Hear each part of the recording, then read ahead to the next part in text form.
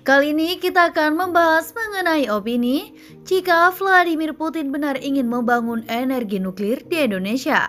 Lepas berita itu hoax atau benar, berita itu sangat masuk akal ditinjau dari kesejarahan hubungan sangat baik antara Republik Indonesia dan Rusia. Jauh sebelum Habibie membuat Puspitek Serpong di era rezim Orba, Bung Karno dengan pola pikir yang sangat futuristik menyiapkan lahan di Serpong untuk dibangun desa penelitian kerjasama dengan Rusia, fokusnya di energi nuklir. Hampir bersamaan, Bung Karno meresmikan Waterpool Research Nuclear Reactor Type 3 Mark II di Bandung.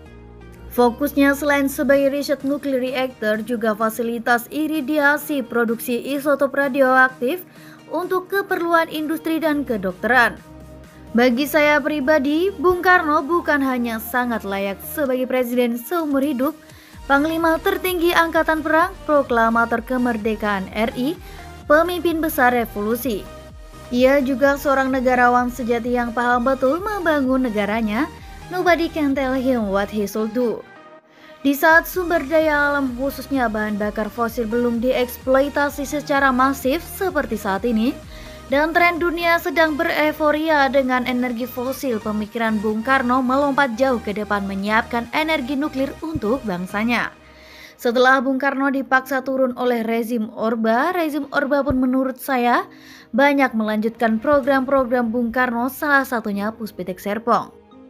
Saya menginjakan kaki di Puspitek Serpong tahun 1987 ketika saya mengambil data untuk skripsi S1 Teknik Nuklir FTUGM dari reaktor nuklir serbaguna 30 MWGW.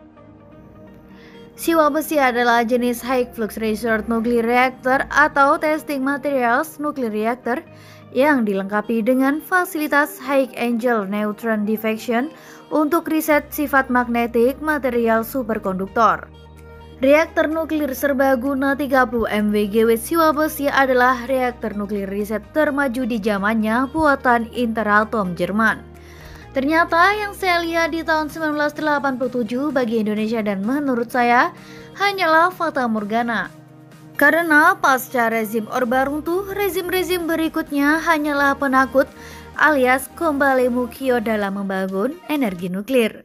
Kita saat ini suka atau tidak suka, diakui atau tidak, memasuki fase krisis energi listrik. Masihkah kita mengandalkan batu bara sebagai base load energi nasional? Mengapa tidak segera memulai membangun energi nuklir? Dari saya masih mahasiswa S1 Teknik Nuklir UGM tahun 1984 hingga 1988, hingga sekarang yang ada hanyalah seminar-seminar dan materinya hanya itu-itu saja. Dan ujung-ujungnya sebuah kesimpulan energi nuklir adalah pilihan terakhir. Kapan majunya?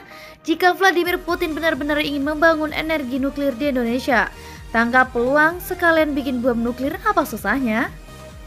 Ingat, negara yang menguasai ilmu dan teknologi nuklir itu tidak akan pernah dikendalikan dan dilecehkan oleh negara lain.